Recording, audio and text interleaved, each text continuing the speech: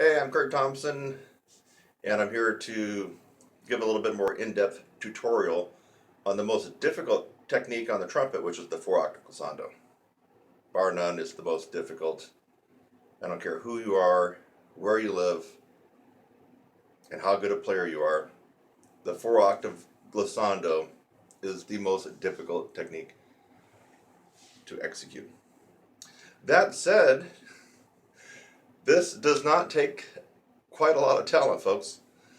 This takes brute strength, power, and chops. And that actually means something good for just about everybody. We all have varying levels of talent that we were born with, that we've cultivated. But this particular technique, even though it is the most difficult to perform on trumpet and certainly any other brass instrument, can be developed. You can make yourself stronger.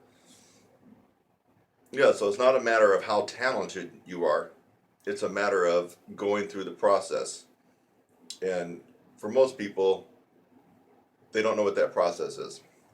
So you have to go through the process in order to gain this type of enormous strength and power, and being so resilient to be able to go 4 octaves and power off the way I'm going to be demonstrating in these videos. Now, I have a pretty fun video that I've had out for about 8 years, rocketing up to the double C with the 4-octave glissando, but that doesn't really resonate with a lot of people because they can't play double C anyway, much less to do the 4-octave glissando to it. So, I decided to go ahead and record some 4-octave glissandos that were lower. So the lowest one that I got is D, going to high D. I also threw in an E flat or an E and an F.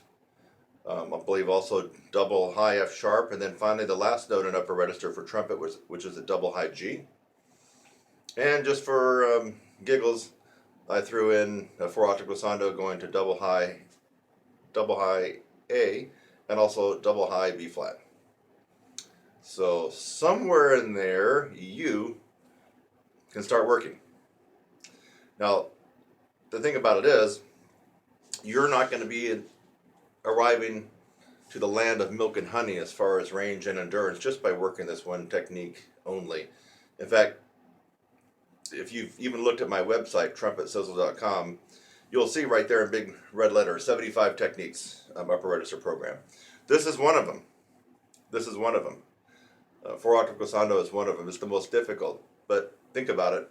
If this was the only technique that anybody ever needed to reach the stratosphere on trumpet, well, then I would have a program with just one technique, the 4-octave glissando.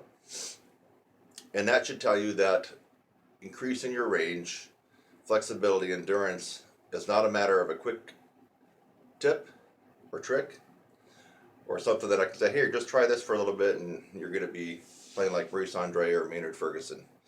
No, it's a process that you have to go through. It's going to take time.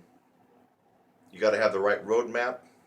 You got to have someone that can actually show you and demonstrate what you want to accomplish.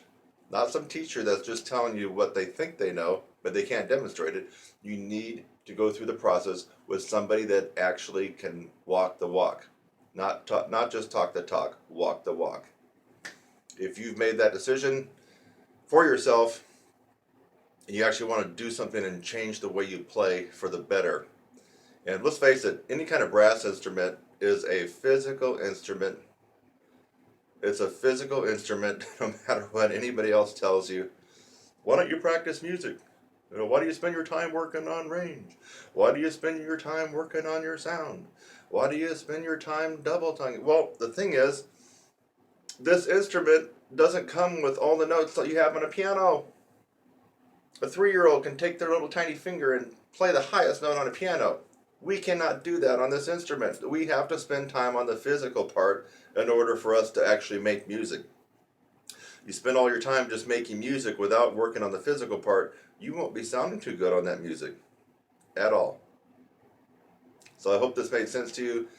Enjoy the tutorials, and what the heck, go ahead and get your horn out and try one or two. Why not? It's not meant to just watch and put your feet up on your recliner, get out this guy and start working it. I'll see you in the next one.